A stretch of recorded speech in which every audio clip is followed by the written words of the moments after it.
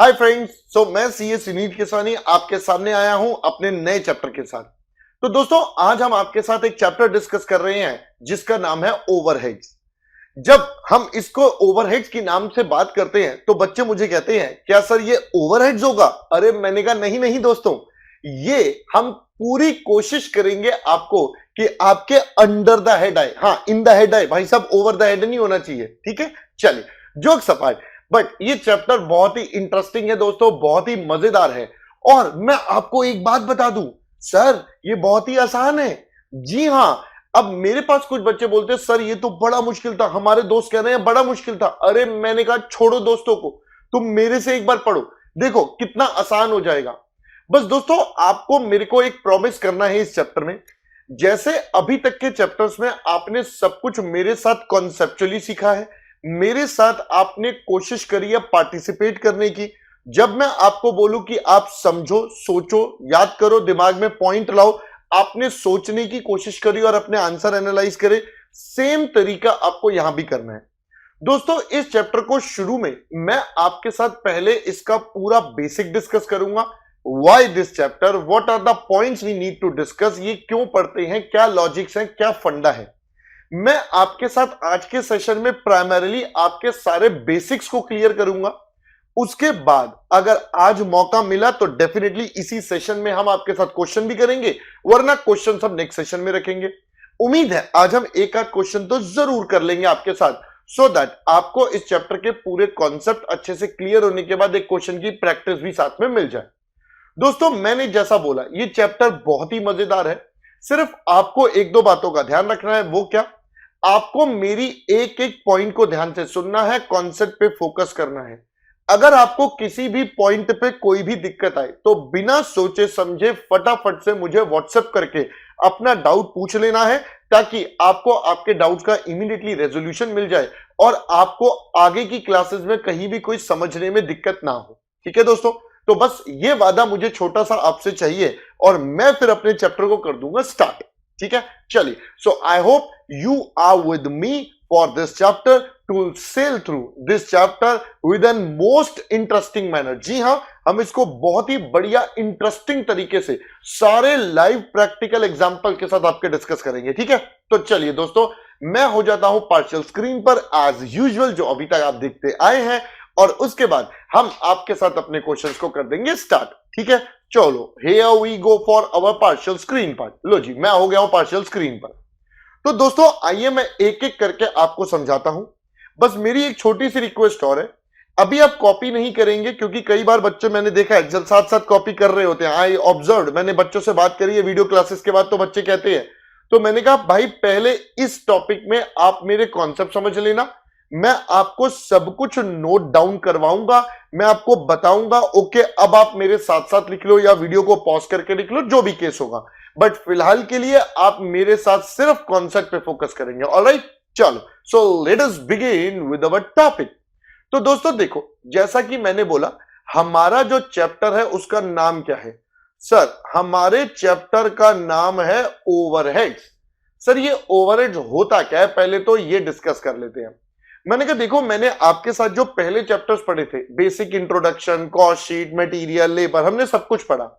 उन चैप्टर्स के अंदर मैंने आपके साथ ओवरहेड्स का मीनिंग डिस्कस करा था। मैंने आपको बताया था ओवरहेड्स का मीनिंग क्या होता है, इसका क्या इंप्लीकेशन होता है, क्या होता है। तो आइए मैं उसको एक बार वापस से रिकॉल कर देता हूं। तो देखो दोस्तों, हमने सिंपल सा पॉइंट पढ़ा था, सर ओवरहेड्स का मतलब क्या होता है। हमने कहा था ओवरहेड्स कुछ भी नहीं होता, it is just some total of, ये सम टोटल होता है किसका? ऑल इनडायरेक्ट कॉस्ट, जितनी भी, लो जी स्पेलिंग ही गलत हो गई, रुको जी रुको, हाँ, मैंने कहा सर जितनी भी हमारे पास इनडायरेक्ट कॉस्ट होती हैं उन सबके सम टोटल को हमने बोल दिया ओवरहेड। अब हमने एक और चीज पढ़ी थी, ये जितनी इनडायरेक्ट कॉस्ट होती है इसके तीन प्राइम कंपोनेंट्स होते हैं, या इन तीन इनडायरेक्ट कॉस्ट को क्या क्या होता है? सर, इसमें एक हमारे पास आता है सबसे पहले जिसे हम बोलते हैं इनडायरेक्ट मटेरियल, उसके अलावा हमारे पास आता है जिसे हम बोलते हैं इनडायरेक्ट लेबर, और एक मेरे पास आता है जिसे हम बोलते हैं इनडायरेक्ट एक्सपेंसेस। तो ये तीन क्लासिफिकेशन हमने आपके साथ पहले पढ़े थे। तो टेक्निकली ओवरहेड्स का मीनिंग क्या है? So we can say that, यही इसकी डेफिनेशन भी बन जाती है, overheads is sum total of indirect material comma indirect labour and indirect expenses. सबसे पहला पॉइंट हमने कहा ओवरहेड्स का मीनिंग क्या होता है सर, ये हमने एक बार आपके साथ वापस से रिकॉल कर लिया, अपने दिमाग में सेट कर लिया ताकि हमें कहीं भी कोई दिक्कत ना हो। तो ये मैं ओवरहेड्स को थोड़ा ब्लॉक कर देता हूं ताकि हमारे लिए पॉइंट बन जाए। चलो, सो यहां पर आकर दोस्तों मैंने आपके साथ मीनिंग डिस्कस करा, ये तो आपको पहले से पता था। अब क्या, मैंने कहा देखो दोस्तों, अब मुद्दा ये है हम ये चैप्टर पढ़ क्यों रहे हैं, why this chapter is with us, हम इसको पढ़ क्यों रहे हैं, what is the logic behind this chapter. तो मैंने कहा इसका आंसर बहुत ही सिंपल है, आइए मैं समझाता हूं कैसे, सुनिएगा। मैंने कहा देखो दोस्तों, हमने जब आपके साथ बेसिक फंडा पढ़ा था, कॉस्टिंग शुरू करी थी, तो मैंने आपको एक कॉन्सेप्ट बताया था कि सबसे पहले हम लेते हैं हमारी टोटल कॉस्ट, मैं इसमें जोड़ता हूं हमारा प्रॉफिट और हमारे पास आ जाएगी सेल्स की वैल्यू। यही हमने पहले पढ़ा था कि टोटल कॉस्ट में प्रॉफिट जोड़ो और सेल्स हमारे पास आ जाएगा, ये पढ़ा था, बिल्कुल पढ़ा था सर। मैंने कहा बट सुनो, मैंने आपको यह भी सिखाया था कि सर ये जो टोटल कॉस्ट होती है ना हमारी, दिस टोटल कॉस्ट, ये टोटल कॉस्ट के जनरली दो कंपोनेंट्स होते हैं। This total cost gets divided into two parts, one we call it as direct cost और दूसरे को हमने नाम दिया था हमारा इनडायरेक्ट कॉस्ट, एक हमने ये भी क्लासिफिकेशन पढ़ा था। और ये जो इनडायरेक्ट कॉस्ट है हम इसको प्यार से क्या बोलते हैं, हाँ सर हम इसी को तो प्यार से ओवरहेड्स बोलते हैं। अब सुनो आगे की बात, मैंने कहा दोस्तों ये जो डायरेक्ट कॉस्ट होती है इसके फीचर्स क्या क्या थे, what were the features of this direct cost. तो हमें याद आता है सर डायरेक्ट कॉस्ट के फीचर्स कुछ इस तरीके से है, ऐसी कॉस्ट जो मैं पर यूनिट वाइज आइडेंटिफाई कर सकूं और इजीली एंड कन्वीनियंटली कर सकूं without much cost being involve, वो मेरी डायरेक्ट कॉस्ट है, बाकी मेरी इनडायरेक्ट कॉस्ट है, राइट, यही पढ़ा था हमने। अब देखो दोस्तों, जैसा कि मैंने बोला डायरेक्ट कॉस्ट एक ऐसी कॉस्ट जिसका मैं पर यूनिट आइडेंटिफाई कर सकता हूं, तो इसका मतलब ये कैन आई से मुझे एडवांस में पता होगी कि एक फिनिश गुड्स में मेरी डायरेक्ट कॉस्ट कितनी लगनी है, ये मुझे एडवांस में पता होगी, राइट। बट इनडायरेक्ट कॉस्ट मुझे एडवांस में पता नहीं होगी, I will not be available with the data of indirect cost per unit. भाई मैं एक यूनिट या एक प्रोडक्ट से कितनी इनडायरेक्ट कॉस्ट चार्ज करूं ये मुझे एडवांस में नहीं पता होता। अब प्रॉब्लम समझो, डायरेक्ट कॉस्ट मुझे पता है, इनडायरेक्ट नहीं पता, तो इसका मतलब कहीं ना कहीं मेरे को डाउट है कि मेरे को टोटल कॉस्ट भी नहीं पता पर यूनिट, टोटल कॉस्ट भी नहीं पता, प्रॉफिट मुझे चलो मान लिया पहले से पता होगा, तो सेलिंग प्राइस तो नहीं निकल सकता क्योंकि कॉस्ट मेरे पास अवेलेबल नहीं है। So this is the problem with the point.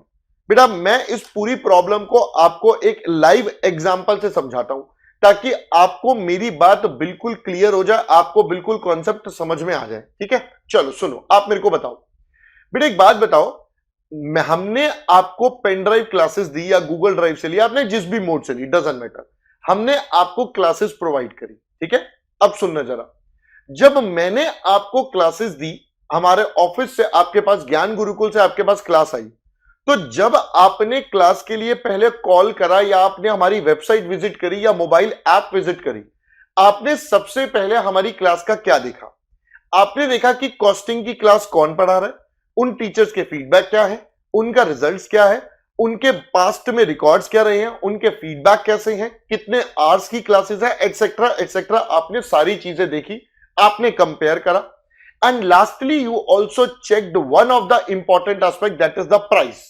जी हां दोस्तों, आपने प्राइस भी चेक करा कि भाई कॉस्टिंग की सुनील सर की क्लास कितने प्राइस की है, आपने चेक करा था, हाँ सर हमने करा था। मैंने कहा सुनो दोस्तों, ये है पॉइंट जो मेरे को अब आपको समझाना है, सुनना। मैंने जब क्लास रिकॉर्ड करी या आपने जब मुझसे क्लास परचेज करी, तो बताओ क्या मुझे एडवांस में मेरे इनडायरेक्ट कॉस्ट पता थे, क्या ये इनडायरेक्ट कॉस्ट मुझे एडवांस में पता थे? So answer is no. But problem is मेरे को कॉस्ट नहीं पता थी, बट फिर भी मुझे अपना सेलिंग प्राइस तो एडवांस में बताना पड़ता है। एज अ कंज्यूमर जब भी कोई मेरे पास आएगा या कोई भी प्रोडक्ट मार्केट से परचेज करेगा, तो दोस्तों before buying the product, before providing the services, we have to tell the price in advance. सबसे पहले मुझे प्राइस बताना पड़ता है। प्रॉब्लम समझ आ रही है? मुझे सबसे पहले प्राइस बताना है, बट मैं प्राइस अपने रूटीन तरीके से नहीं निकल पा रहा हूं, क्योंकि मेरे पास कॉस्ट के दो कंपोनेंट है, डायरेक्ट इनडायरेक्ट। डायरेक्ट तो चलो मुझे पता है, बट इनडायरेक्ट वाले कुछ ऐसे खर्चे होते हैं जो मुझे एडवांस में नहीं पता। मैंने कहा मैं एग्जाम्पल देता हूं। एग्जाम्पल मैंने कहा मेरे पास इलेक्ट्रिसिटी का बिल। तो दोस्तों जरा बताओ मुझे, मेरी इलेक्ट्रिसिटी का बिल कब आएगा? क्लास की रिकॉर्डिंग से पहले ही इलेक्ट्रिसिटी डिपार्टमेंट बता देगा भाई साहब ये आपका बिल है, या इलेक्ट्रिसिटी यूज होने के बाद आता है? सर यूज होने के बाद आता है। तो मैंने कहा इसका मतलब इलेक्ट्रिसिटी का एक ऐसा खर्चा है जो कंजम्पशन के बाद ही मुझे पता चलता है। कंजम्पशन के बाद पता चलेगा तो इनडायरेक्ट कॉस्ट मुझे पता चलेगी क्लास रिकॉर्ड होने के बाद। क्लास रिकॉर्ड होने के बाद इनडायरेक्ट कॉस्ट पता चलेगी। डायरेक्ट मुझे पता है, मैं दोनों का टोटल करके टोटल निकालूंगा, प्रॉफिट निकालूंगा, सेल्स प्राइस निकालूंगा, और मैं या तो काम उसके बाद करूं। एक ऑप्शन है भाई, पहले जो सर्विसेज है अगर आप रिकॉर्ड कर सकते हो, स्टोर कर सकते हो, कुछ काम कर सकते हो, तो पहले वो स्टोर करके रख लो, फिर कंज्यूमर को बेच दो अपने प्राइस पर। बट इसके लिए मैं कितना स्टॉक रखूं, मैं कब तक रखूं, कितना माल बिकेगा नहीं बिकेगा, there are so many cases. तो दोस्तों ये तो प्रैक्टिकल और फिजिबल नहीं है। हम हमेशा कहते हैं साथ साथ काम होना चाहिए, साथ साथ सेल्स होनी चाहिए, तभी बिजनेस ग्रो करता है, राइट? तो हमने कहा इसका मतलब मुझे अपनी कॉस्ट को पहले ही निकालना पड़ेगा ताकि मैं अपने सेल प्राइस को निकाल सकूं साइमल्टेनियसली विद प्रोडक्शन। दोस्तों मैं फिर से पूरा कॉन्सेप्ट रिपीट कर देता हूं यहां तक का। अभी तक मैंने आपको यह बताया कि जो हमारी इनडायरेक्ट कॉस्ट है वो हमारी प्रोडक्शन के साथ साथ नहीं निकल पाती। कुछ कॉस्ट कुछ एडवांस में पता होती है, जैसे रेंट मुझे टोटल पता है बट इलेक्ट्रिसिटी बिल मुझे नहीं पता। तो there are certain cost which are not known in advance. कुछ ऐसी आइटम्स जो मुझे एडवांस में नहीं पता, due to which my total cost can't be computed simultaneously with the production. मैं अपनी टोटल कॉस्ट को प्रोडक्शन के साथ साथ नहीं निकाल सकता। Due to which I can't compute my selling price simultaneously with production, which creates a problem for me, जिसकी वजह से मेरी सारी प्रॉब्लम तैयार हो जाती है। मेरे को प्रॉब्लम्स आना शुरू हो जाएंगी कि भाई मेरा माल कैसे बिकेगा। अब एक ऑप्शन क्या है, मैंने आपको क्लासेस बेच दी और हमारे ऑफिस ने कहा आप क्लासेस ले लो, आप यूज कर लो, सारी क्लासेस देख लो, उसके बाद हम आपसे प्राइस की बात करेंगे। क्या ऐसा पॉसिबल है? नहीं, क्योंकि उसके बाद आप कहोगे आप कौन, मैं कहूंगा मैं कौन, तो बात खत्म, बराबर, कोई मतलब ही नहीं बचेगा। This is not possible situation. तो सर फिर इस प्रॉब्लम का सॉल्यूशन क्या है? दोस्तों अब हम डिसाइड करते हैं इस प्रॉब्लम का सॉल्यूशन क्या है। आप बताओ मुझे हमें क्या करना चाहिए, आपके हिसाब से इस प्रॉब्लम का सॉल्यूशन क्या निकलना चाहिए? What should be the way out? तो बताओ, जो बताओ, सोचो जरा, सोचो। हाँ जी सोचो। चलो मैं बताता हूं। अगर आपने सोच लिया है, और मुझे पता है आपने सही सोचा होगा दोस्तों, मुझे पता है, मेरे को पूरा विश्वास है आप बच्चों पे। सुनिए, तो दोस्तों मैं यहां पर कहूंगा सर जो खर्चे आप एस्टिमेट नहीं कर पा रहे हो, in case you can't estimate certain expenses, तो आप उन्हें एस्टिमेट कर लो, आप उनकी प्लानिंग कर लो, अंदाजे से उन्हें ले लो। मैंने फिर से क्या वर्ड यूज करा? आप उन्हें अंदाजे से ले लो, अप्रोक्सीमेशन बेसिस पे ले लो।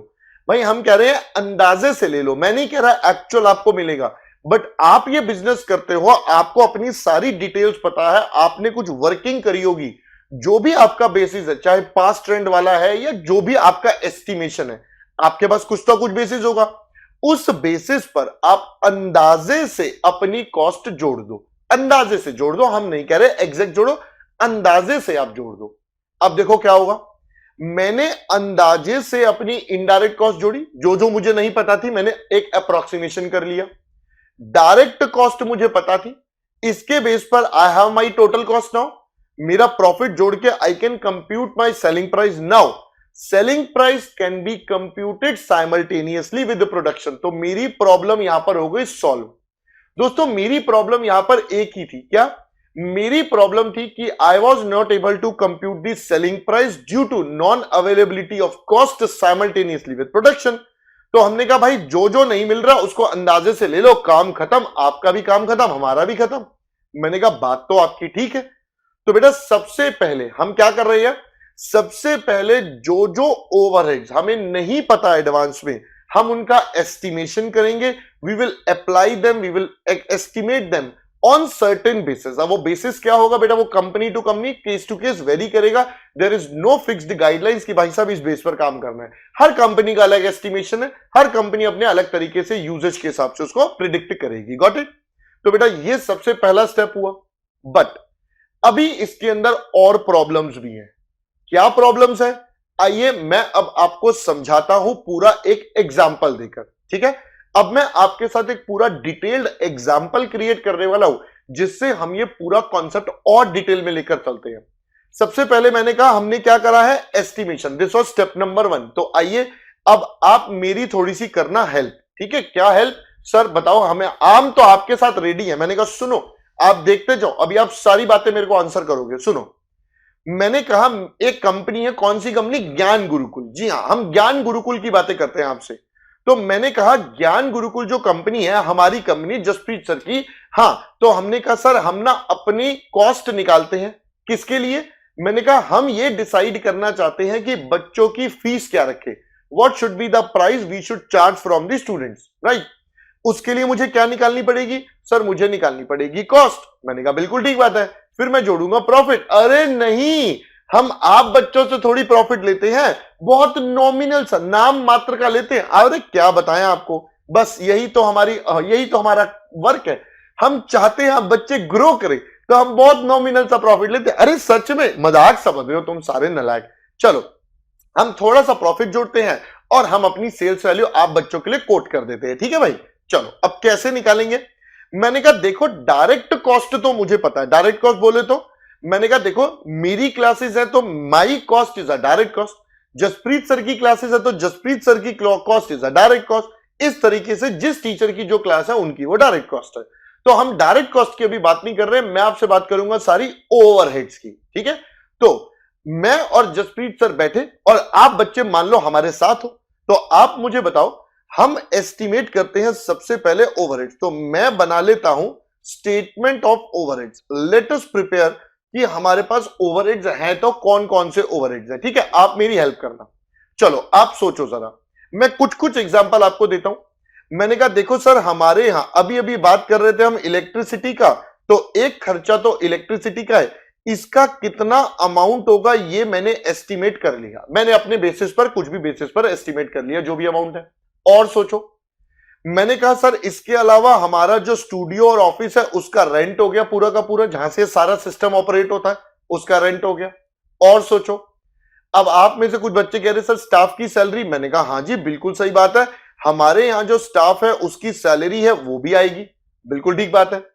सर इसके अलावा आपके यहां बहुत सारे एसेट्स यूज होते होंगे, जैसे आप cameras, computers, laptop, furniture etcetera etcetera सब चीजें यूज करते हो, तो आपको उसका डेप्रिसिएशन लेना चाहिए। मैंने कहा बात तो आपकी ठीक है बिल्कुल जी, डेप्रिसिएशन भी मैंने एस्टिमेट कर लिया। और सोचो दोस्तों, देखो जितना ज्यादा आप सोचोगे, बी रियलिस्टिक, आप सोचो ना एक स्टूडियो में क्या क्या लगता होगा, या आपको क्या क्या लगता है क्या क्या खर्चा होता होगा, उसके बेस पर ही बेटा पूरा कॉन्सेप्ट हम अभी के अभी आपके साथ कर लेंगे। हाँ, आपके साथ पूरा कॉन्सेप्ट अभी क्लियर हो जाएगा, बस आपको मैंने क्या बोला, थोड़ी सी हेल्प करनी है। ठीक है, और सोचो sir electricity, rent, staff salary, depreciation, मैं इसके बाद बोलता हूं वाटर चार्जेस, बेटा पानी का जो बिल आता है हमारा वो भी होगा। इसके अलावा टी कॉफी, हमारे यहां जो टी कॉफी सर्व होता है सारे स्टाफ के लिए, फैकल्टीज के लिए, वो वाला खर्चा हो गया। मैंने कहा इसके अलावा स्टेशनरी, जी हां स्टेशनरी की कॉस्ट, जैसे आपको जो कोरियर जाता है उसमें आपने देखा होगा आपका एड्रेस प्रिंट होके आता है, वो हो गया। या बाकी जो पैकिंग मटेरियल होता है, बुक्स की कॉस्ट हो गई। ये सब चीजें भी हम मान लेते हैं स्टेशनरी, या नॉर्मल जो स्टेशनरी हम यूज करते हैं आप बच्चों के लिए, वो सब हो गया यहां पर। ठीक है, तो मैंने कहा ये खर्चे हैं। और सोचो, और बोलो और क्या क्या हो सकता है, सोचो दिमाग में। रेंट हो गया, इलेक्ट्रिसिटी, डेप्रिसिएशन। ठीक है, चलो मैंने मेन खर्चे भी लिख दिया, और जो होंगे हम जोड़ देते हैं, वॉट एवर इट इज। तो बेटा सबसे पहला स्टेप मैंने क्या करा है, मैंने सबसे पहला स्टेप करा है अपने खर्चों का एस्टिमेशन। ये मैंने अपने खर्चों का एस्टिमेशन कर लिया जो मेरे टोटल हैं। अब आप मुझे एक बात बताओ, क्या ये सारे खर्चे मैं आपसे चार्ज करूंगा? सोचो जरा सोचो, क्या ये सारे खर्चे आपसे? तो आंसर इज नो सर। मैंने कहा क्या मतलब? मैंने कहा सुनो, देखो दोस्तों हमारे यहां पर 2 स्टूडियो बने हुए हैं, we have 2 studios with us. तो मैंने कहा आप कहोगे सर जितने रिसोर्सेज हमने यूज करे हैं, हमारी क्लासेस के लिए यूज हुए हैं, आप उतने ही तो लो। मैंने कहा देखो बात तो आपकी जेन्युइन है, बात तो आप बिल्कुल ठीक बोल रहे हो। तो मैंने कहा एक काम करते हैं। क्या काम? मैंने कहा सुनो, मैंने कहा ये सारे खर्चे तो टोटल हैं, बट हमारे यहां तो अलग अलग सब्जेक्ट्स की सेल होती है, अलग अलग सब्जेक्ट्स। तो मैंने कहा चलो अभी मान लेते हैं हमारे पास 2 सब्जेक्ट्स है, मान लेते हैं अभी फिलहाल के लिए क्वेश्चन को इजी बनाने के लिए। तो मैंने कहा लो जी, हमारे पास है 2 सब्जेक्ट्स। कौन कौन से?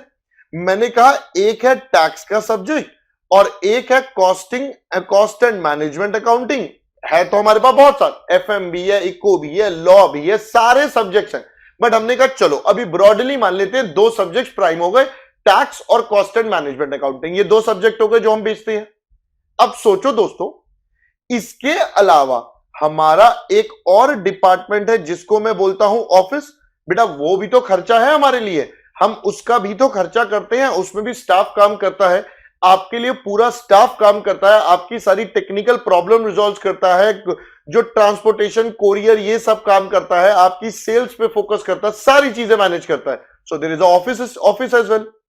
इसके अलावा हमारे पास एक पैंट्री भी है जहां पर स्टाफ के लिए बेटा बाकी फैसिलिटीज होती है, टी कॉफी एटसेट्रा, ये सब सारी फैसिलिटीज यहां पर होती हैं। तो मैंने कहा भाई देखो ब्रॉडली मैंने अपनी पूरी ज्ञान गुरुकुल की ऑर्गेनाइजेशन को 4 ब्रॉड हिस्सों में बांटा। एक बांटा टैक्स और सीएमए की क्लासेस और एक बांट दिया ऑफिस और पेंट्री का हिस्सा, जहां पर ये हमारे 2 सेपरेट डिपार्टमेंट है जो सारा बैकएंड का काम करते हैं। ठीक है, चलो अब मुझे एक बात बताओ, सबसे पहला स्टेप क्या होगा? मैंने कहा सर ये इलेक्ट्रिसिटी का खर्चा है, ये सब में अलग अलग मुझे डिस्ट्रीब्यूट करना पड़ेगा। I need to distribute this expense in different departments. भाई जिसने जितना खर्चा करा उससे उतना ही चार्ज करोगे। भाई कॉस्टिंग की क्लास में जितनी इलेक्ट्रिसिटी यूज हुई वो कॉस्टिंग वाली कॉस्ट में जुड़ेगी, जितनी टैक्स की क्लास की रिकॉर्डिंग में यूज हुई वो टैक्स की क्लास में जुड़ेगी। यही तो होना चाहिए ना? बिल्कुल सर। तो मैंने कहा इलेक्ट्रिसिटी का खर्चा टैक्स की क्लास में भी होगा, कॉस्टिंग में भी होगा, ऑफिस में भी होगा, पेंट्री में, तो ये चारों में जाएगा। रेंट का खर्चा सर रेंट भी चारों में जाएगा। भाई चारों इक्वली, जो भी एरिया वाइज हम बांट देंगे, बांटेंगे कैसे वो छोड़ दो, बट जाएगा तो सब में। स्टाफ की सैलरी बताओ सर, टैक्स की क्लास में कोई नहीं, कॉस्टिंग की क्लास में कोई नहीं। क्यों?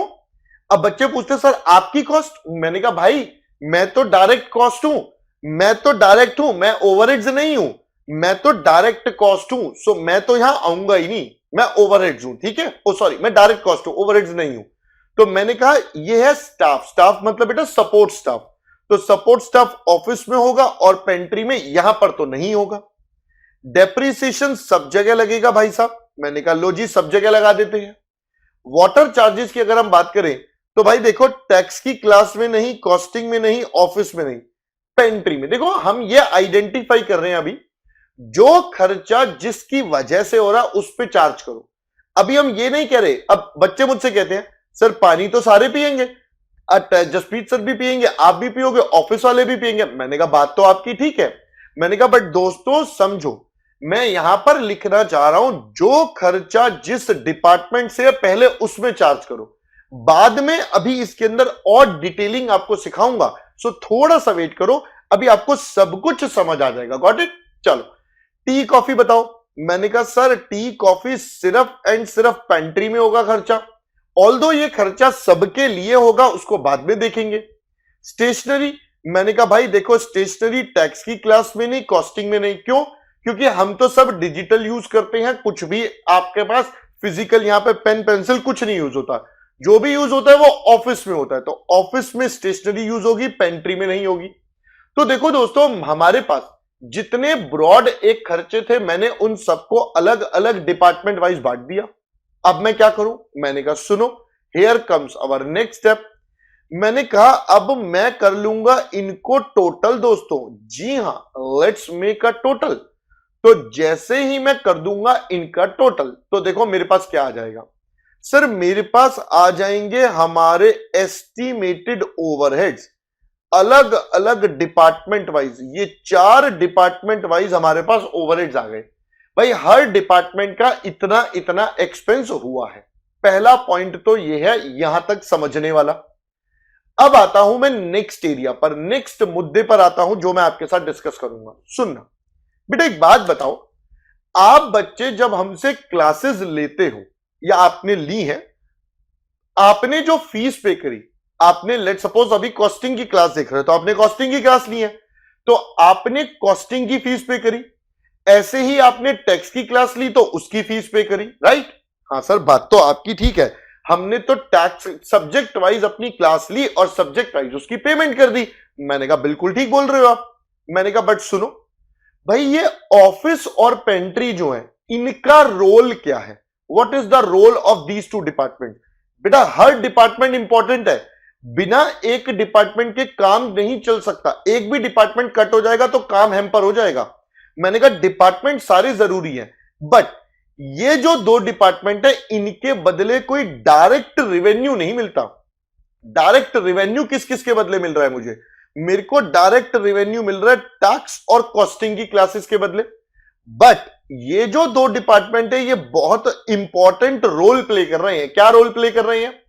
मैंने कहा भाई ये दोनों डिपार्टमेंट, हमारा ऑफिस और पेंट्री, ये दोनों department are helping the other department, जो मेन डिपार्टमेंट है जिनसे रेवेन्यू जनरेट होना है, helping the other department in performing their services effectively.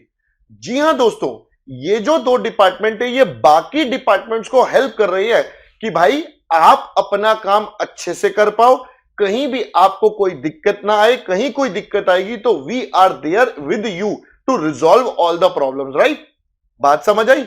मैंने कहा हां सर, बात तो बड़ी सिंपल है भाई। इनका रोल ये है कि प्रोडक्शन डिपार्टमेंट अपना काम अच्छे से करता रहे, बिना किसी प्रॉब्लम के करता रहे, उसको कहीं कोई दिक्कत ना आए अपनी सर्विसेज देने में। That is their main role. That is why, अब दोस्तों सुनना, दैट इज वाई हम इन दोनों डिपार्टमेंट्स का एक नाम रख देते हैं। टेक्निकली, बिल्कुल टेक्निकल वर्ड्स में बोलें तो हम इन दोनों डिपार्टमेंट को बोलते हैं दोस्तों सर्विस डिपार्टमेंट।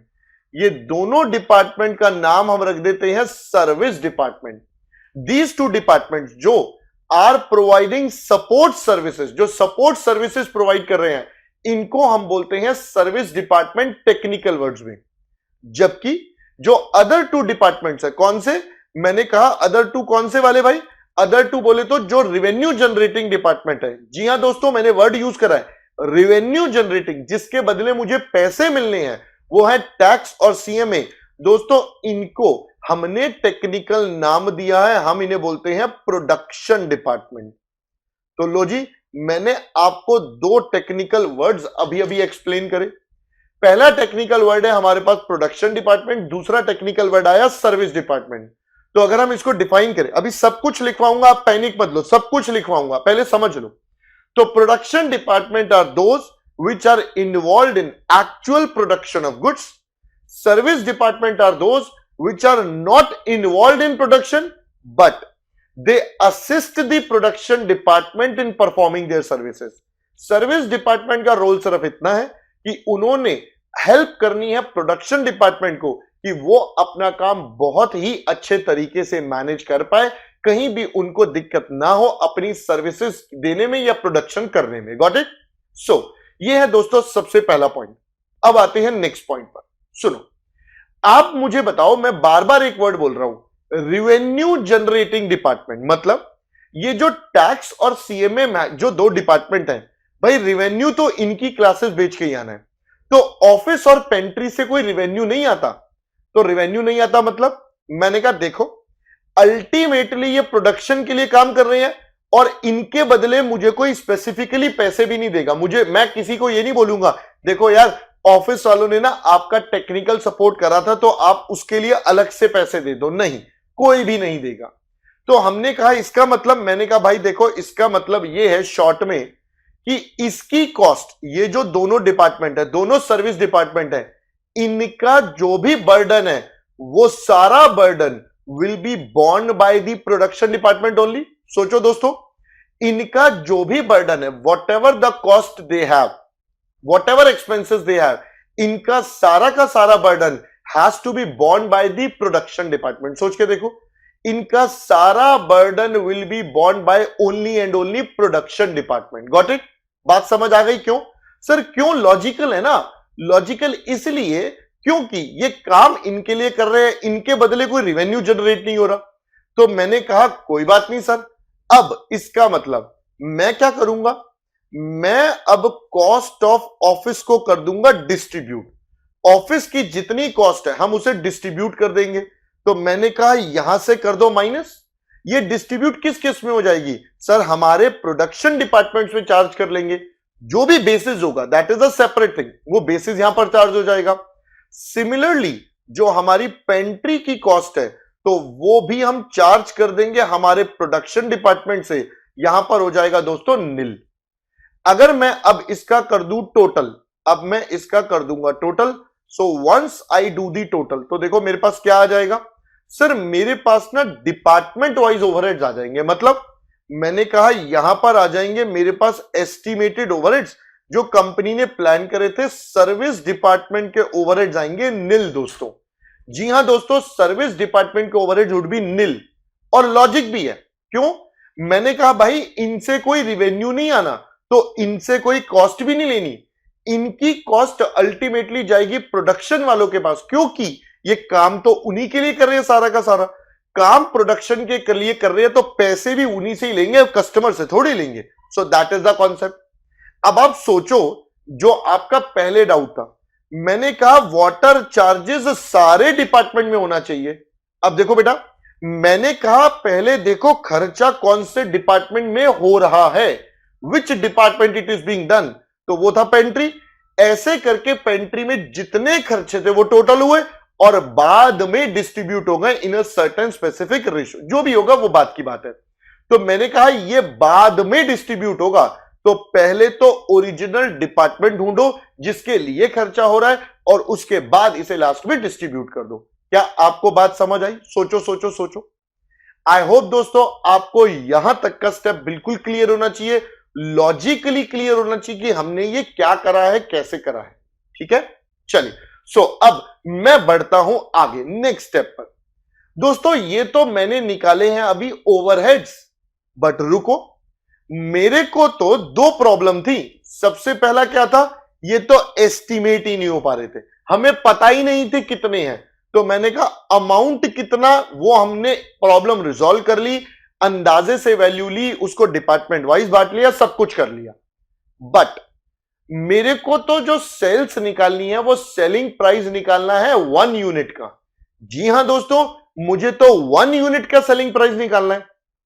उसके लिए मुझे ओवरहेड्स भी कैसे चाहिए होंगे, आप समझ गए, मुझे ओवरहेड्स भी चाहिए होंगे 1 यूनिट के दोस्तों। Yes, I would require overheads for 1 unit only. अब वो 1 यूनिट कैसे? मैंने कहा सुनो, देखो जी, ये मैंने टोटल ओवरहेड्स अभी तक के निकाल लिए। What are our total overheads? अब सुनना दोस्तों, मैं इसी तरीके से फ्यूचर की यूनिट्स को एस्टिमेट करूंगा अपनी, कि भाई हमारी टैक्स की क्लास कितनी सेल होंगी और कॉस्टिंग की क्लास कितनी सेल होंगी, अंदाजे से ही लेंगे। भाई एक्चुअल कितना होगा वो तो मुझे भी नहीं पता, किसी को भी नहीं पता। हम तो सिर्फ ये अंदाजे से ले सकते हैं, एस्टिमेटेड बेसिस पर ले सकते हैं। तो मैंने कहा मैं अपने यूनिट्स को कर देता हूं estimate, that is estimated units मेरे पास आ जाएंगी। Once I have my estimated units, तो दोस्तों सोचो, मैं इन दोनों को कर दूं डिवाइड, मैं इन दोनों को कर देता हूं डिवाइड, तो टेक्निकली मेरे पास आ जाएगा ओवरहेड्स पर यूनिट। सोचो जरा सोचो, मेरे पास मेरा ओवरहेड्स पर यूनिट आ जाएगा जो मेरी प्रॉब्लम थी। अब मेरी प्रॉब्लम बिल्कुल सॉल्व हो चुकी है, मेरे पास मेरा ओवरहेड्स पर यूनिट आ चुका है, मेरे को इनडायरेक्ट कॉस्ट भी पर यूनिट मिल चुकी है। अब इनडायरेक्ट कॉस्ट के साथ मैं जोड़ दूंगा अपनी डायरेक्ट कॉस्ट, डायरेक्ट कॉस्ट जुड़ गई, इनडायरेक्ट जुड़ गई, टोटल कॉस्ट आ गई, प्रॉफिट जुड़ेगा, सेलिंग प्राइस निकल आएगा, मेरा और टारगेट हो गया अचीव। जो मेरी प्रॉब्लम थी उसको मैंने कर लिया सॉल्व। बेटा मैंने क्लास ये वाला टॉपिक इसी तरह से शुरू करा था कि भाई हमारी इस टॉपिक के अंदर प्रॉब्लम ही यही है, we are not able to identify the total value sales simultaneously with production due to non availability of total cost simultaneously with production. तो मैंने कहा हमने आंसर दिया एस्टिमेशन कर लो, और उसके बेस पर देखो मैंने आपके साथ पूरी समझा दिया टॉपिक जो आपको मैंने अभी अभी दिखाया। आई होप आप सबको यह बात अच्छे से क्लियर हो गई है कि इस टॉपिक में, इस चैप्टर में हमने करना क्या है। मैंने अभी आपको एक ओवरव्यू दिया है चैप्टर का, मैं फिर से रिपीट कर रहा हूं, I just gave you an overview, एक ब्रॉड व्यू दिया है कि हमारे पास इस चैप्टर में क्या क्या है, हमें इस चैप्टर में क्या क्या करना है। गॉट इट दोस्तों? चलिए, सो यहां पर आकर मेरा फर्स्ट स्टेप कंप्लीट हुआ चैप्टर का मीनिंग। अब मैं आपको इसी से समझाता हूं चैप्टर का नेक्स्ट एरिया, कि अब हम ये देखते हैं हमें इस चैप्टर में पढ़ना क्या है, what are the topics to be covered, या ये चैप्टर जो है कैसे कैसे डिस्ट्रीब्यूट है, हमें इसमें क्या क्या पढ़ना है। तो दोस्तों सबसे पहला सुनना, इस चैप्टर के अंदर हमें 3 ब्रॉड टॉपिक्स पढ़ने हैं। Entire chapter is divided into 3 main parts, 3 main parts हमने बनाए हैं। क्या क्या है सुनो। देखो सबसे पहली प्रॉब्लम क्या थी, सबसे पहली थी ओवरहेड्स को हमने एस्टिमेट करा था, राइट। सबसे पहला स्टेप मैंने ओवरहेड्स को करा था एस्टिमेशन।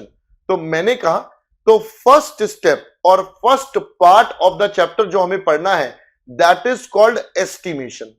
मैंने सबसे पहले ओवरहेड्स को करा था एस्टिमेट, तो ये मेरा बन गया पहला हिस्सा चैप्टर का जिसमें हम करेंगे एस्टिमेशन। बट रुको दोस्तों, हमने जो एस्टिमेट करा था वो तो टोटल में करा था, उसके बाद मैंने इसे अलग अलग डिपार्टमेंट में डिस्ट्रीब्यूट करा, राइट। तो ये है हमारा सेकंड स्टेप।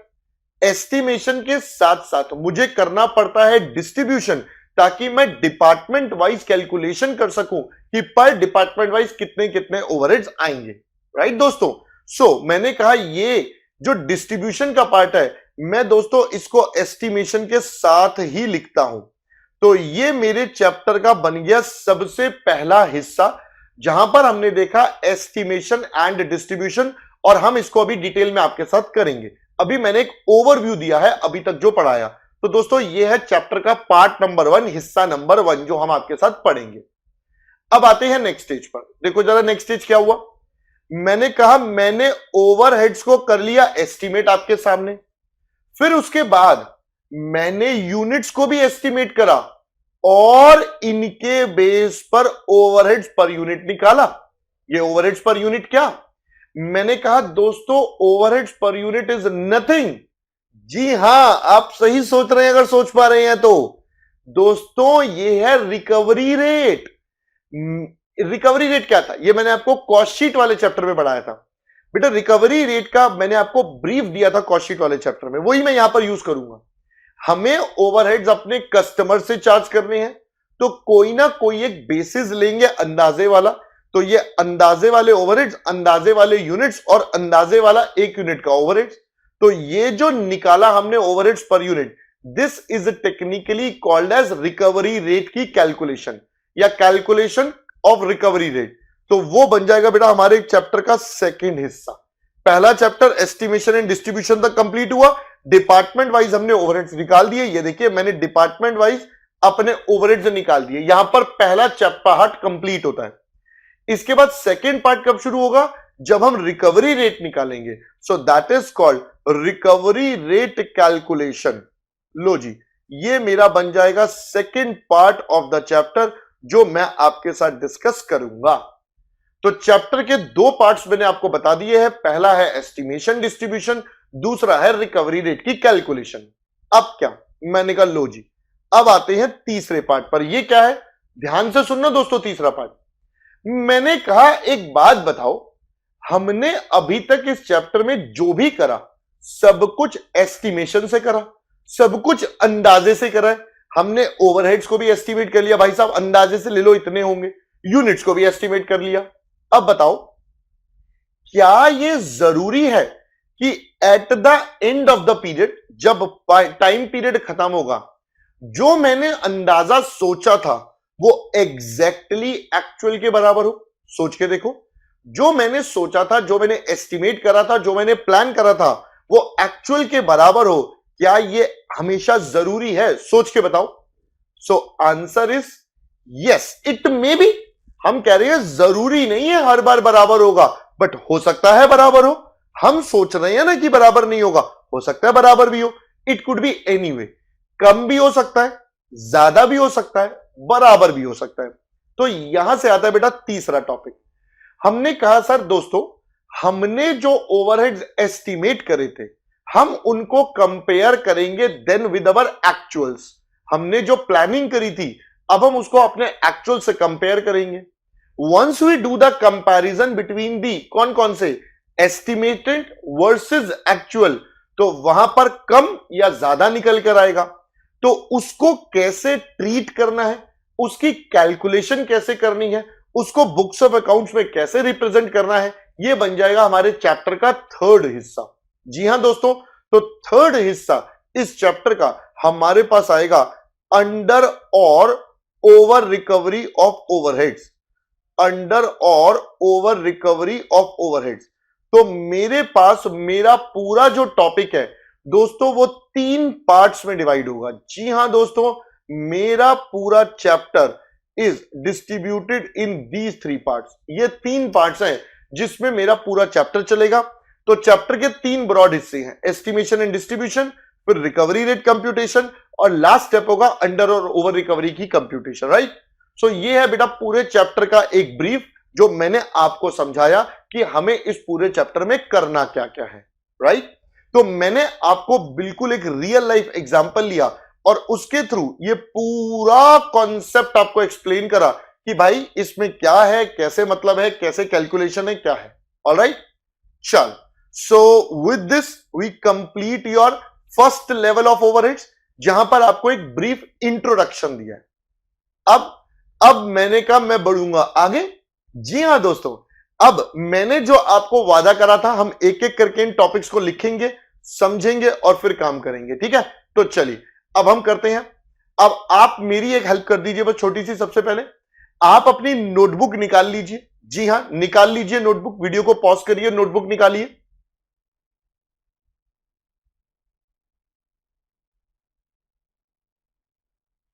चलिए, आई होप आप नोटबुक ले आए हैं। आप अब नोटबुक ले आए हैं तो नोटबुक में आप सबसे पहले हेडिंग डालिए चैप्टर की ओवरहेड्स। डाली, चलो। अब मैं 1 मिनट के लिए सिर्फ 10 सेकंड के लिए स्क्रीन से हो जाऊंगा गायब। आप उसके अंदर लिखिए चैप्टर ओवरव्यू, हेडिंग डालिए बेटा। पहले आपने ओवरहेड्स लिखा, उसके बाद आप एक हेडिंग डालेंगे जिसमें लिखेंगे चैप्टर ओवरव्यू। ओहो, स्पेलिंग ही गलत हो गई, रुको। आप लिखेंगे बेटा चैप्टर ओवरव्यू, ठीक है। आप ये हेडिंग डालेंगे। ये हेडिंग डालने के बाद आप लिखेंगे ये 1, ये 2 और ये 3। आप ये 3 चीजें लिखिए। ये सबसे पहले लिखिए, मैं अभी स्क्रीन से गायब हो जाऊंगा, ये फुल स्क्रीन पर आ जाएगा। आप इसको नोट डाउन करिए, फिर उसके बाद मैं बताता हूं क्या करना है। मेक इट फास्ट, जल्दी करिएगा, वीडियो को पॉज करिए, जल्दी से करिए।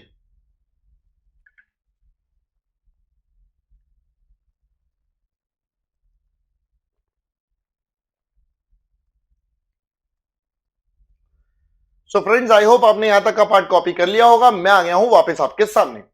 तो दोस्तों, आपकी नोटबुक अब आपके सामने है। आपने चैप्टर का ओवरव्यू नोट डाउन कर लिया है, जैसा मैंने अभी बोला था। अब दोस्तों, मैं एक एक करके चैप्टर के पार्ट्स लिखूंगा, जो मैंने अभी आपको सारा ओरली समझाया, जो मैंने अभी ऊपर एग्जाम्पल देके सब कुछ समझाया। अब हम इसको करेंगे नोट डाउन। तो आप दोस्तों नोटिंग साथ साथ ही कर ले मेरे, जैसे जैसे मैं साथ साथ कर रहा हूं। अदरवाइज आप बाद में वीडियो को पॉज करके भी कर सकते हैं, उसके लिए मैं 10 सेकंड के बीच में गैप दे दूंगा, ताकि आप वीडियो को पॉज करके कर ले। अदरवाइज आप साथ साथ करें तो भी चलेगा, क्योंकि अब आप टॉपिक अभी समझ चुके हैं। सो सिर्फ नोटिंग करनी है। लेट्स डू इट दोस्तों, चलिए। So here we will start with our noting. तो सबसे पहले हम यहां पर लिखेंगे हेडिंग ओवरहेड्स। ओवरहेड्स। अब ओवरहेड्स के आगे लिखते हैं सबसे पहले हम यहां पर ओवरहेड्स का मीनिंग लिखेंगे। सबसे पहले मीनिंग क्या होता है ओवरहेड्स का, सो लिखते हैं it is a some total of, it is a some total of all indirect cost, it is a sum total of all indirect cost, that is हमने कहा indirect material comma indirect labor and indirect expenses।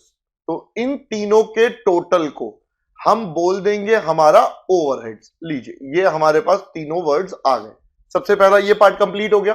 अब इसके बाद मैंने कहा सुनो जी, अब इसके बाद अब हम यहां पर सबसे पहले आइडेंटिफाई करेंगे प्रॉब्लम। मैंने जो आपको ऊपर बताई थी मैं उसी को वर्ड्स में लिखूंगा ताकि बाद में कभी भी आप इसको रिवाइज करें इजीली आप समझ पाए। ठीक है, तो हम लिखते हैं यहां पर there are certain overheads which are known only after a certain time, only after a certain time, due to which total cost can't be computed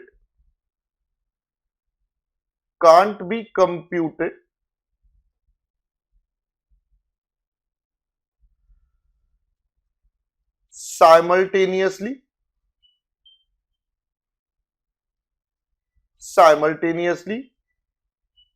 with the production and thereby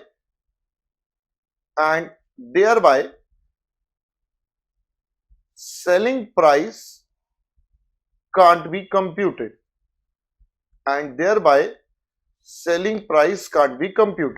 तो सबसे पहले मैंने आपके साथ लिख दिया हमारी प्रॉब्लम, जो हमारे पास प्रॉब्लम आती है क्वेश्चन में। अब हम कहते हैं सर फिर इसका सॉल्यूशन क्या है? Let's write down the solution. तो लिखिए to overcome the above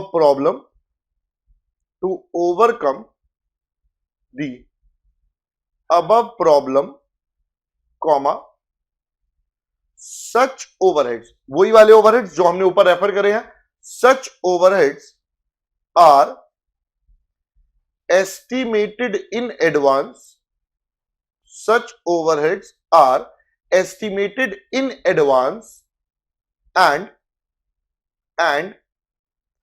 in such case total cost and thereby the selling price चलो इसको थोड़ा सा मॉडिफाई करते हैं, are estimated in advance and इसको थोड़ा सा मॉडिफाई कर लेते बेटा। हाँ हो जाती गलती, क्या हो गया दोस्तों? To overcome the above problem such overheads are estimated in advance and उसके बाद चार्ज्ड और रिकवर्ड और एब्जॉर्ब। दोस्तों ये जो तीन वर्ड्स मैंने अभी आपके सामने लिखे हैं, चार्ज्ड, रिकवर्ड, एब्जॉर्ब, ये तीनों वर्ड्स पूरे कोर्स में इंटरचेंजेबली यूज होंगे। ये मैंने आपको कॉस्ट शीट वाले टॉपिक में भी बताया था। ठीक है, तो ये तीनों वर्ड्स इंटरचेंजेबली यूज होंगे पूरे कोर्स में। तो are estimated in advance and charged और रिकवर्ड और absorbed from the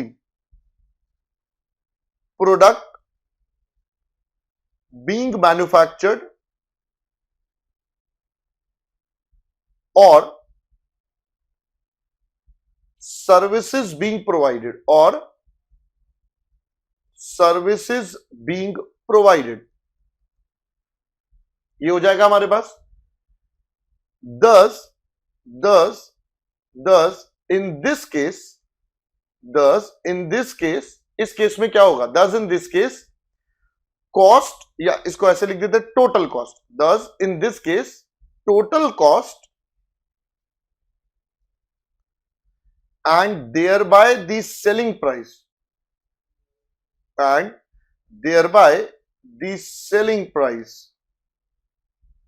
can be computed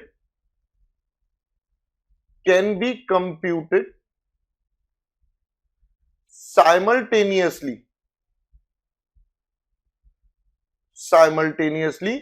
with production।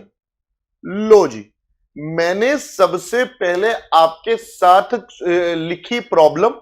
हमारी प्रॉब्लम क्या है? मैंने सबसे पहले अभी तक तीन चीजें लिखी है। पहला लिखा बेटा मीनिंग ऑफ ओवरहेड्स, फिर ओवरहेड से रिलेटेड प्रॉब्लम और फिर सॉल्यूशन। ठीक है, चलो आप एक काम करिए, पहले जो बच्चों ने साथ साथ कर लिया बहुत अच्छी बात है, जिन्होंने नहीं करा उनके लिए मैं फटाफट से एक छोटा सा पॉज लूंगा ताकि वो बच्चे इसको जल्दी से नोट डाउन कर लें और बाकी आगे बढ़ जाएंगे। ठीक है, मेरे को पता है कुछ नालायक होते हैं, इसलिए बेटा साथ साथ मेरे को दोनों ऑप्शन रखने पड़ते हैं, ठीक है। चलो कोई नहीं। So here I go for full screen. जल्दी से जो बच्चों ने पहले नोट नहीं करा, वीडियो को पॉज करिए, जल्दी से कंप्लीट करिए।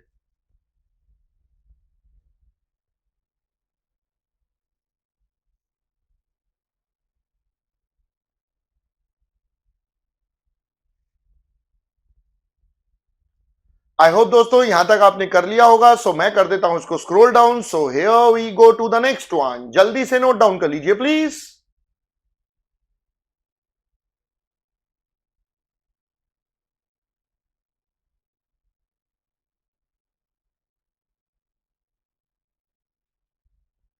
सो फ्रेंड्स आई होप आपने यहां तक का पार्ट कर लिया होगा। मैं आ गया हूं आपके सामने, ठीक है। ये मैंने दोस्तों मैं फिर से बोल रहा हूं, ये मैंने सिर्फ उन बच्चों के लिए करा था जो नालायक है, साथ साथ नहीं कर रहे थे, ठीक है। चलो कोई बात नहीं।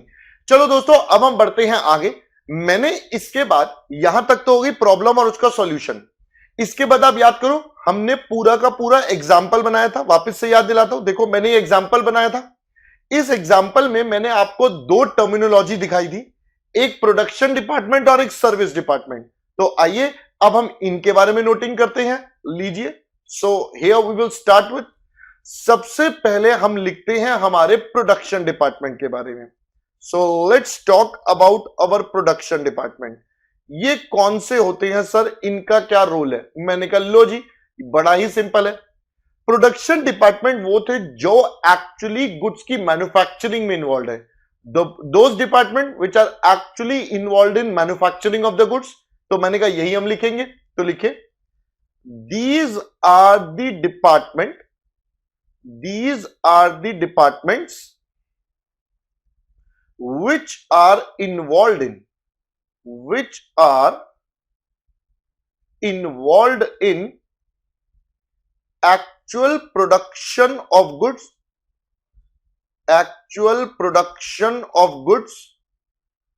or rendering of services,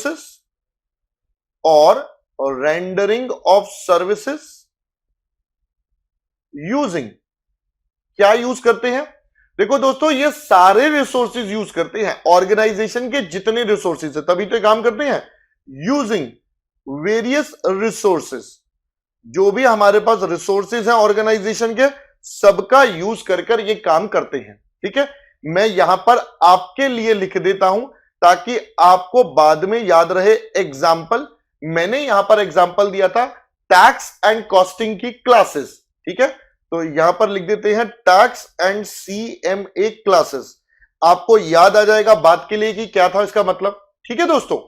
चलो अब मैं बढ़ता हूं आगे।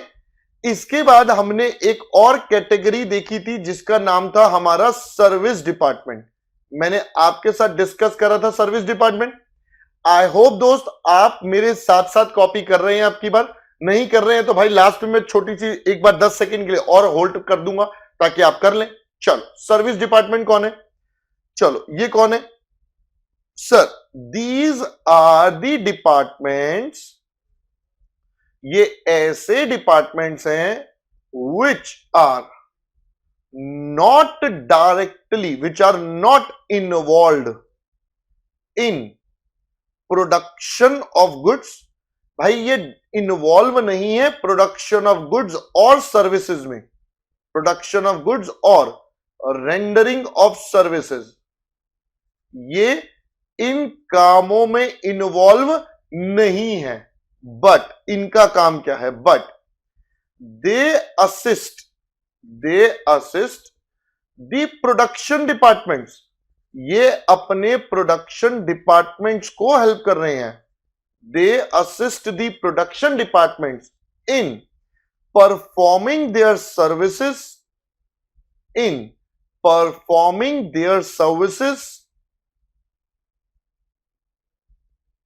इफेक्टिवली। भाई ये अपना काम अच्छे से कर पाए, जो हमारे प्रोडक्शन डिपार्टमेंट है वो अपना काम अच्छे से कर पाए, यही इनका रोल है, यही इनकी रिस्पॉन्सिबिलिटी है।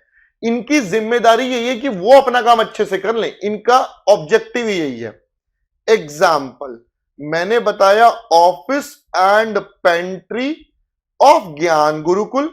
जी हां, ज्ञान गुरुकुल का जो ऑफिस एंड पेंट्री वाला डिपार्टमेंट है that is technically your service department. तो दोस्तों यहां पर मैंने आपको प्रोडक्शन डिपार्टमेंट और सर्विस डिपार्टमेंट के बारे में भी पूरा का पूरा एक्सप्लेनेशन कर दिया ताकि आपको पूरा कॉन्सेप्ट समझ आ जाए। चलो आप फटाफट से पहले ये वाला पार्ट नोट करो, फिर मैं चलता हूं आगे। सो मैं आपकी स्क्रीन से हो गया गायब। आप जल्दी से फटाफट वीडियो को पॉज करिए, जल्दी करिए, ज्यादा टाइम नहीं है हमारे पास।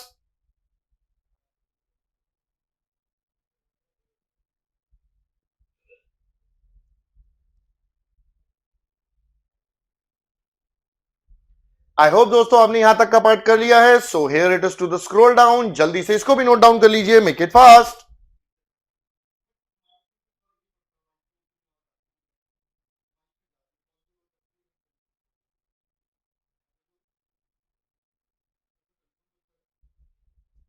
सो फ्रेंड्स आई होप आपने यहां तक का सारा पार्ट नोट कर लिया होगा। मैं आ गया हूं वापस आपके सामने दोस्तों। दोस्तों मैंने अभी आपको प्रोडक्शन डिपार्टमेंट और सर्विस डिपार्टमेंट के बारे में भी बता दिया। अब क्या सर? मैंने कहा सुनो जी, अब बढ़ते हैं आगे। दोस्तों हमने ना अभी अभी एक काम करा था जब हमने आपके साथ एग्जाम्पल डिस्कस करा था। क्या? मैंने कहा मैंने ना कुछ खर्चे तो जैसे इलेक्ट्रिसिटी का, रेंट का, ये खर्चे हमने सारे डिपार्टमेंट में डिस्ट्रीब्यूट कर दिए थे, जबकि कुछ खर्चे हमने स्पेसिफिकली डिपार्टमेंट में डाले थे। जैसे हमने कहा था स्टाफ की सैलरी 2 में जाएगी, वाटर चार्जेस 1 में गया, टी कॉफी 1 में गया। तो ये क्या होता है, इसका टेक्निकल टर्म्स क्या होते हैं, what are the technical terminology for this? तो मैंने कहा लो जी आपको ये भी समझा देते हैं। मैंने कहा देखो देयर आर 2 टर्म्स जो हमें समझने हैं, वो क्या है आइए मैं समझाता हूं। तो उसके लिए मेरे को बनाना पड़ेगा एक डायग्राम। तो लो दोस्तों मैं बना देता हूं एक डायग्राम। सर ये क्या है? अरे मैंने कहा रुको तो सही अभी बताता हूं। लो जी ये मैं बना रहा हूं आपके साथ एक डायग्राम। ये क्या है मैं अभी आपको 2 मिनट में समझाऊंगा। एक बार मुझे डायग्राम को करने दीजिए कंप्लीट, ठीक है? Let me complete with my diagram और फिर मैं आपको अच्छे से पूरा इसका लॉजिकली समझा दूंगा। चलो अब ये मेरा डायग्राम हो गया कंप्लीट दोस्तों। सो लेट अस अंडरस्टैंड ये क्या है। मैंने कहा ये कोई, अबे ये किसी का शक्ल नहीं है। हाँ आप सोच रहे हो 2 आंखें और मुंह, अरे ना ना, ये दोस्तों है हमारी फैक्ट्री, ठीक है? ये मान लो हमारी ऑर्गेनाइजेशन है। ये हमारे पास टावर ए है, ये हमारे पास टावर बी है और ये हमारा मेन गेट है पूरी बिल्डिंग का, पूरे एरिया का ये मेन गेट है। अब देखो आपको पता है मेन गेट पर कौन बैठता है? जी हां सलमान खान। क्या बात कर रहे हो सर? अरे बॉडीगार्ड भाई। तो मैंने कहा देखो मैंने ना यहां पर 2 बॉडीगार्ड बिठा रखे हैं जो सिक्योरिटी की रिस्पॉन्सिबिलिटी लेते हैं, और मैंने यहां पर गेट बी के पास एक है, गेट ए के पास एक है। So this is the current scenario of our organisation. अब मेरा क्वेश्चन बड़ा सिंपल सा है, आपसे बहुत सिंपल सी बातें करूंगा मैं आपसे। दोस्तों बताओ ये वाला जो बॉडीगार्ड है, ये वाला कौन सा वाला सर? ये वाला जिस पे मैंने अभी टिक लगाया, इसकी सैलरी मैं किससे लूंगा? इसकी सैलरी के लिए हु इज रिस्पॉन्सिबल? ये किसके लिए काम कर रहा है सोचो जरा। सर बड़ा सिंपल है, ये तो ए के लिए काम कर रहा है। तो मैंने कहा इसका मतलब इसके पैसे will be charged to A, similarly इसके पैसे will be charged to B, right? हाँ सर जो जिसके लिए काम कर रहा है उसके पैसे उससे। बेटा ये कॉन्सेप्ट है, इसको हम टेक्निकली बोलते हैं, this is known as allocation. लो जी मैंने आपको पहला वर्ड सिखाया, पहला वर्ड है मेरे पास एलोकेशन। एलोकेशन का मतलब सर, एलोकेशन का मतलब जो खर्चा जिस डिपार्टमेंट की वजह से हो रहा है उसके पैसे उस डिपार्टमेंट से लो, एज सिंपल एज दैट। जो खर्चा जिस डिपार्टमेंट से उसके पैसे उस डिपार्टमेंट से, एज सिंपल एज दैट, कोई फालतू दिमाग नहीं। Got it? This is called allocation. मैंने आपको कोई कॉन्सेप्ट नहीं बताया, आपने मुझे आंसर पहले दे दिए, तो मैं वर्ड्स आपको बता रहा हूं बस, ठीक है? चलो नेक्स्ट वर्ड। मैंने कहा दोस्तों देखो अब आप मुझे बताओ हमारे पास ये 2 जो गार्ड हैं, ये वाले 2 गार्ड जो मेन गेट पर हैं, इनके पैसे कौन देगा? सर ऑब्वियसली पैसे तो ए और बी ही देंगे। तो इसका मतलब इसके पैसे would be charged to B as well as to A. मतलब इसके पैसे दोनों में डिस्ट्रीब्यूट होंगे, ए में भी बी में भी डिस्ट्रीब्यूट होंगे यूजिंग सर्टेन बेसिस, कुछ ना कुछ बेसिस के बेसिस, कुछ ना कुछ बेस पर। चाहे वो नंबर ऑफ आवर्स हो, चाहे वो इसमें लोग हो, एम्प्लॉइज हो, एरिया हो, वॉट एवर बेसिस, छोड़ दो भी उस पर। मैंने कहा जिस भी बेस पर यूज होंगे, बट बांटने तो दोनों में पड़ेंगे। तो बेटा जब किसी खर्चे को बांटना पड़ जाए, डिस्ट्रीब्यूट करना पड़ जाए, तो उसको हम टेक्निकली बोलते हैं apportionment. This is called apportionment. और पहला मैंने आपको बताया एलोकेशन। तो दो वर्ड्स मैंने आपको सिखाए, एक एलोकेशन, एक अपोर्शनमेंट। जब हम किसी खर्चे को डायरेक्टली उसी डिपार्टमेंट से आइडेंटिफाई कर दें, that is called allocation. But same खर्चा जब मैं अलग अलग डिपार्टमेंट्स में बांट दूं, डिस्ट्रीब्यूट करूं, तो बेटा वो बन जाएगा अपोर्शनमेंट। तो इसी के बेस पर अब हमारे दो और टर्म्स आ गए। अब हम उन टर्म्स को भी लिख लेते हैं। तो लीजिए, सबसे पहले मैं लिखूंगा एलोकेशन। एलोकेशन, अब ये एलोकेशन क्या है? तो दोस्तों आप ना पहले ये डायग्राम बना लीजिए जो आपकी स्क्रीन पर मैंने बनाया है। इससे ये कॉन्सेप्ट बहुत ही आसानी से हमारे दिमाग में सेट हो जाता है कि हाँ यार ये बड़ा सिंपल सा कॉन्सेप्ट है। एलोकेशन अपोर्शनमेंट का मतलब बॉडीगार्ड मतलब सलमान खान आपको याद आ जाएगा। आप 2 मिनट में याद कर लेंगे, ठीक है। पहले देखते हैं मीनिंग ऑफ एलोकेशन, ठीक है। ये क्या है? It is a process, it is a process where an expense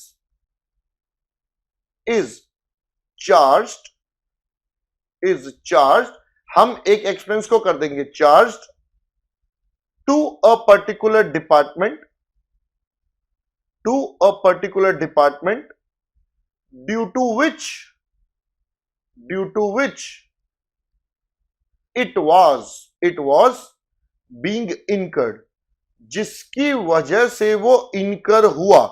उस डिपार्टमेंट से उसको चार्ज करना, डायरेक्टली उसके सर पे डालना, इज कॉल्ड एलोकेशन। सिमिलरली बेटा, सिमिलरली मैं यहां पर बना दूंगा अपोर्शनमेंट। अब ये अपोर्शनमेंट क्या होता है ये भी हम देख लेते हैं। What is apportionment? तो मैंने कहा अपोर्शनमेंट क्या होता है, मैंने कहा सुनो, इट इज अ प्रोसेस, ये एक ऐसा process where common cost, where common cost are charged और डिस्ट्रीब्यूटेड, चार्ज्ड और डिस्ट्रीब्यूटेड अमंग वेरियस डिपार्टमेंट्स, जहां पर हम अलग अलग डिपार्टमेंट्स में, अमंग वेरियस डिपार्टमेंट्स में हम उसको करते हैं, among various departments on certain basis, जो भी हमारे बेसिस होंगे उसके, उस बेसिस पर हम अलग अलग डिपार्टमेंट्स में उसको डालें। So that is technically termed as our apportionment. तो दोस्तों मैंने आपको दो और वर्ड्स बता दिए, allocation and apportionment. Got it? So दोस्तों अगर हम इसको एग्जांपल वाइज देखें तो देखो, ये था हमने जो एग्जांपल बनाया था अपनी क्लास का। तो सोचो जरा, मैंने कहा मेरे पास है इलेक्ट्रिसिटी, बताना बेटा ये मैंने सब में डिस्ट्रीब्यूट करी, क्योंकि इलेक्ट्रिसिटी का बिल तो मेरे पास एक कॉमन आया, मैंने हर डिपार्टमेंट से करा, तो ये मेरा बन गया एलोकेशन टेक्निकली, सॉरी ये मेरा बन गया बेटा अपोर्शनमेंट। अरे आजा भाई, ये बन गया दोस्तों हमारा अपोर्शनमेंट। रेंट भी बन गया अपोर्शनमेंट, हमने इसको बांटा। अगर एग्जांपल ले, वाटर चार्जेस जो है वो मेरा एलोकेशन बन गया। ये टी कॉफी भी मेरा एलोकेशन है, जिस डिपार्टमेंट से है उससे पैसे। स्टेशनरी भी मेरा एलोकेशन है। तो आई होप अब आपको एलोकेशन और अपोर्शनमेंट का मीनिंग समझ आ जाएगा कि what do you mean by allocation and apportionment, right? चलो दोस्तों अब आप फटाफट से इसको नोट डाउन करेंगे, मैं वापस इसको नीचे ले जाता हूं। जी हां, अगर आपने कर लिया है तो बहुत अच्छी बात है, जिन नालायकों ने नहीं करा वो फटाफट से नोट डाउन करो, मैं स्क्रीन से हो रहा हूं गायब। सो ये रहा डायग्राम, जल्दी से वीडियो को पॉज करिए और नोट डाउन कर लीजिए।